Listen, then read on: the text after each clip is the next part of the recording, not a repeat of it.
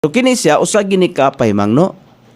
Aron kita nga mga Kristohanon magtamod ba nga kini mga pagtulunan nga nasubay o gisunod sa mga tao sa bisan asang dapitas kalibutan dili ni biblikal.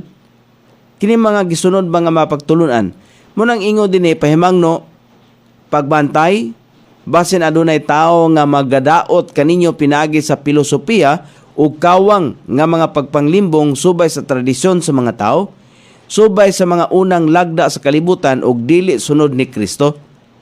Kini bang Valentine's Day gitugot ba ni Kristo o biblical ba ni? Dili gusto ni Hesus nga imong isaulog ang Valentine's Day. Bisan si Kristo mismo, daghang mga Kristohanon nagpatawag nga Kristiyano magselebrar sa Valentine's Day. Apan nahibaluan ba nato nga si Jesus dili gusto nga atong sa ulogon kini nga paganong kalihukan?